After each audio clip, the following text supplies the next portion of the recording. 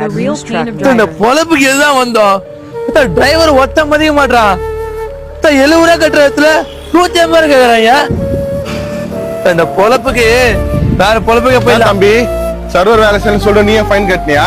ஆமாண்ணே சர்வர் ஒர்க்கெல்லாம் நம்ம என்ன பண்றது 150 ரூபா ஃபைன் போட்டாங்கண்ணே இன்னொன்னு தெரியுமா இப்போ உனக்கு நீ ஃபாஸ்டாக் வந்து ரீசார்ஜ் பண்ணலாம் 1 hour முன்னாடி வந்து ரீசார்ஜ் பண்ணணும் எல்லாம் வந்து அதுக்கும் வந்து ஃபைன் போடுவாங்களாம்.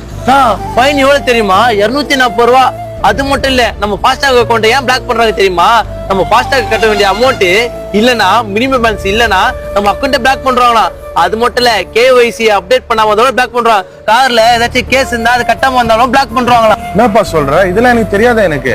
அண்ணா டோலுக்கு காசு கட்டுறது பிரச்சனை இல்லண்ணா அங்க பாருண்ணா அந்த போர்டு சரி இருக்கானா தாமோட்டோ செங்கல்பட்டு ரோடு சரி இருக்கானா பைபாஸ்ல ஒரு லைட் எரியுதானா இதெல்லாம் சரி பண்ண மாட்டாங்க நம்ம ஏன் டோல் காசு கட்டணும் அதெல்லாம் தெரியாதுப்பா அவங்களுக்கு. நம்ம வண்டி ஓட்டுற கஷ்டம் நமக்கு தான் தெரியும்.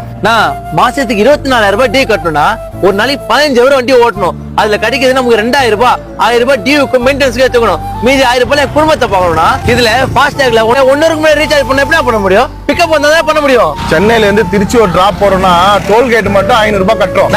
நம்ம என்ன சொன்னாலும் மாற போறதுண்ணா 5 வருஷத்துக்கு ஒரு வாட்டி ஆட்சி வேணா மாறும் நம்ம கஷ்டம் என்னைக்கு மாறாதுண்ணா சரிண்ணா பிக்கப் வந்துச்சுண்ணா வரண்ணா அண்ணா